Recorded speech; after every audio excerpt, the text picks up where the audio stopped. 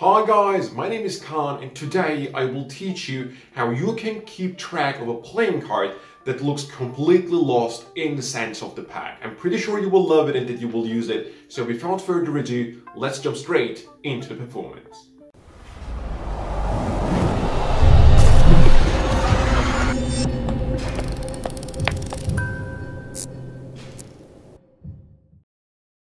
So guys, for this effect, I'll need a pack of playing cards. And I'll just need you to call it stop. Stop here, perfect. In this case, your selection is going to be the King of Spades, just remember it, so we can just lose it inside the center of the pack.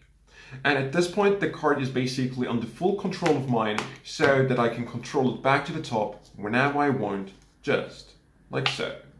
And this is the control we will learn today. So guys, let's learn this card control. Now, even though I call it a card control, it is actually something different. It is basically just to keep control of a card, right? Once you can keep control of a card, then you can control it to the top using any method you want. You will see what I mean right now. Now, for this, of course, you need just a pack of cards. And you'll have a card selected by the spectator, doesn't matter how, let's say the King of Diamonds. As you're looking at their card, you're just going to take around half of the cards and place them on the table. Once the card has been remembered, you will take it and place it onto the half on the table. From the spectator's point of view, what's going to happen is this: you will take the remaining cards very fairly, put them on top, and now you basically have no control of the card. At least that's what the spectator will think. What really happens is this. You have a card selected, the Nine of Hearts. You place it on top of the pack. You take the remaining cards. And as you place these cards on top of here, you will in-jog a few cards of the pack that was on the table. So this card is basically their selection, right? So now from the spectator's point of view, looking from the front, it looks like a square pack of playing cards, so there is no way for me to keep track or control of their selected card, but they're of course wrong. At this point, I'm pretty much done. Now I can use my thumb to press on top of this in-jog card as I'm picking up everything. So now I have a thumb break. This can be transferred to a pinky break. Now I can use any control to control the bottom pack to the top. It can be a pass, it can be just a cut, doesn't matter. It's gonna look very organic as there was really no way for me to keep track of that card. At least that's what the spectator thinks. So one more time, very quickly. You have a card selected. You cut a half of the cards onto the table. You take the Two of Diamonds, their selection, and place it on top. Again, the key thing here is that the spectators look from the front. From the sides, they will see you in-jog the cards, right?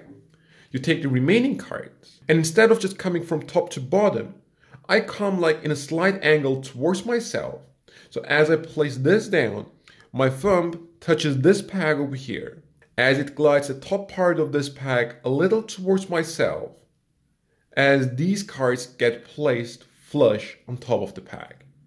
It doesn't have to be flush like this. In this case, it is a little messy, but now I can just square it up a little, still maintaining that in-jog card.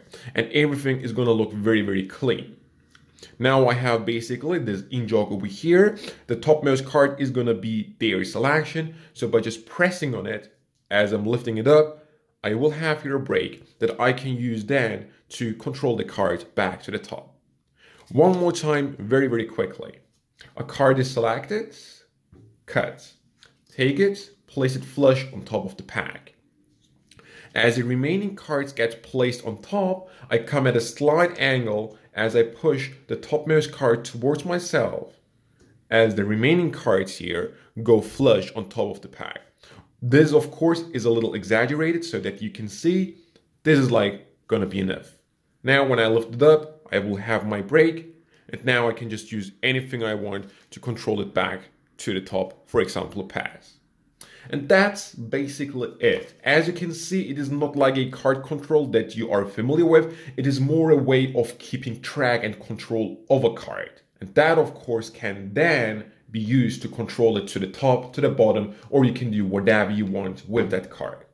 And that was basically the video. If you liked it, as always, let me know by leaving a thumbs up on this video and of course comments in the comment section below. But that was it. I hope to see you next time.